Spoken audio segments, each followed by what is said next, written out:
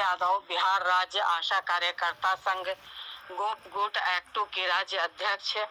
बहनों, मैंने एक मैसेज 3-4 दिन पहले डाला था और सभी जगह से जानकारी ली थी कि कहाँ कहाँ पेमेंट हुआ है।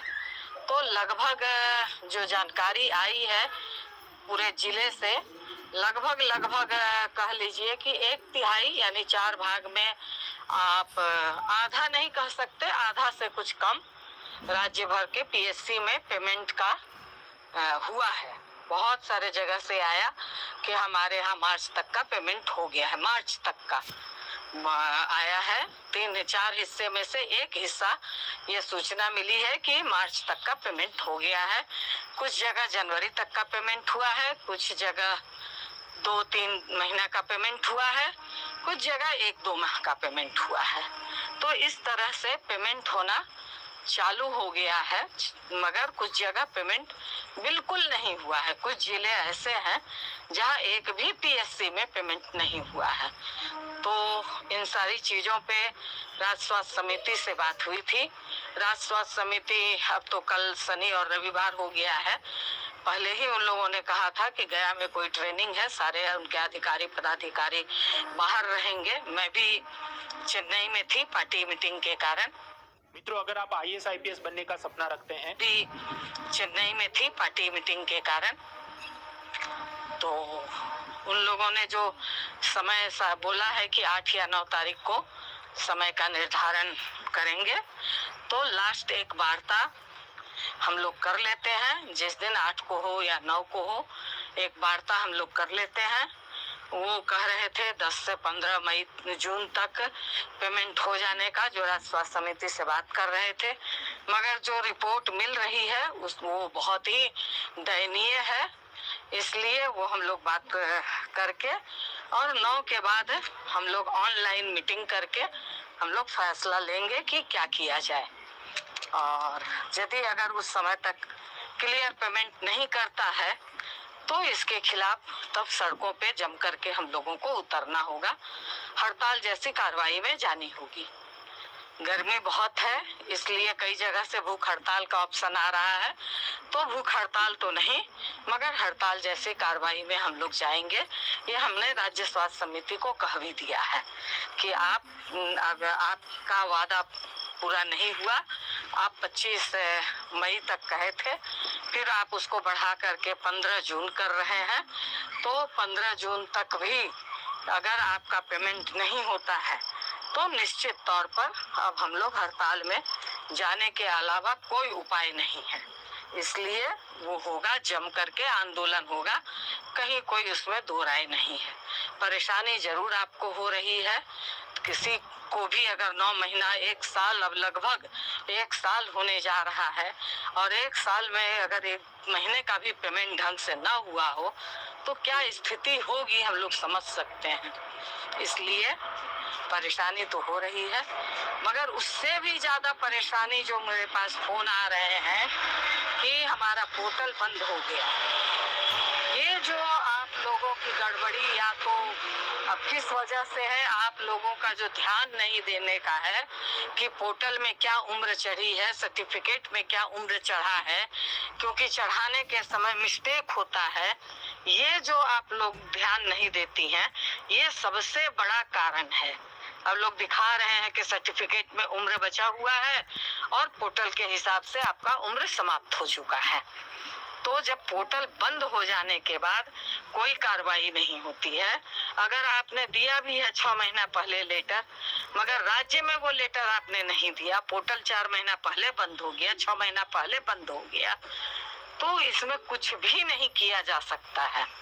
क्योंकि कई लोगों का हमने निकाला, आपके पास सही जानकारी तक नहीं है। आप लोग कह देते हैं और उसके जब सर्टिफिकेट में मंगवाती हूँ और जब हम चेक राज्य स्वास्थ्य समिति में करवाते हैं तो पता चला कि आपका तो 1.5 साल पहले ही पोर्टल बंद हो, मतलब उम्र पूरा हो गया है। 1.5 साल से आप काम कर रही हैं, पैसा भी आपको मिल रहा है, वो बाई मिस्टेक रह गया है। अगर अब उसमें ज्यादा छेड़छाड़ करेंगे तो 1.5 साल 2 साल का पेमेंट आपको रिटर्न करना पड़ेगा। तो ये स्थिति है। आप लोगों को जो भी थोड़ा ध्यान देना चाहिए, क्योंकि अभी भी उसी पोजीशन में है, कोई ध्यान नहीं देना, चल रहा है, काम चल रहा है। जब पोर्टल बंद हो जाता है तब आप लोगों के अंदर खलबली मचती है कि पोर्टल हमारा बंद हो गया। तब पता चलता है कि हमारा सर्टिफिकेट तो बच रहा है और पोर्टल से उम्र पूरा हो रहा है। तो इन सारी चीजों को अभी भी मैं इस बात को पूरी गंभीरता के साथ कह रही हूँ कि सारे लोग इसको चेक करा लें, जिसका अभी उम्र भी बहुत बच रहा है, जो भी है, मगर एक बार आप लोग अपना सर्टिफिकेट, अपना आधार और पोर्टल में क्या चढ़ा है, ये तीनों चीज को जांच लीजिए कि पोर्टल में आपका वही उम्र जो आपका सर्टिफिकेट का उम्र है, वही उम्र पोर्टल में चढ़ा है कि नहीं।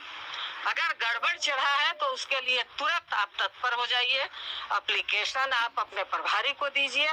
प्रभारी अगर आगे बढ़ाते हैं तो ठीक, नहीं तो तुरंत जिला स्वास्थ्य समिति को जाकर के दीजिए और आप तुरंत राज्य में चले आइए, जाकर के राज्य स्वास्थ्य समिति में इसको ठीक कराने के लिए आप दीजिए। ये एकदम करना जरूरी है, नहीं तो आप कोई फायदा, मान लीजिए उम्र आपका अगर सर्टिफिकेट में गलत चढ़ गया है, पोर्टल बंद हो जाएगा, उसके बाद कोई कुछ नहीं कर सकता है। इसलिए इस काम को अभी भी पहली प्राथमिकता दे करके टोटल आशा और फैसिलिटेटर इस चीज को चेक कर लीजिए। पोर्टल आपके हाथ में है, आप अपने सर्टिफिकेट से पोर्टल में चढ़ा हुआ बायोडाटा आप चेक करके देख लीजिए। मैं फिर से पूरी गंभीरता के साथ इस बात को कह रही हूँ, क्योंकि इसी बात का लगातार फोन आ रहा है कि मैडम हमारा पोर्टल मार्च से बंद हो गया, हमारा पोर्टल 6 महीना पहले बंद हो गया, हमारा पोर्टल साल भर से बंद पड़ा हुआ है, अब जाकर के लोगों को नींद खुल रही है। तो इसमें कुछ भी नहीं हो सकता है। कई लोग तो सही में उनका हमने देखा कि उनके सर्टिफिकेट से 13 साल उम्र बच रहा है, तो और 6 महीना पहले आपका पोर्टल बंद हो गया, साल भर पहले पोर्टल, 8 महीना से पोर्टल बंद है और सर्टिफिकेट में उम्र बच रहा है और पोर्टल पे आपका उम्र गलत चढ़ गया है।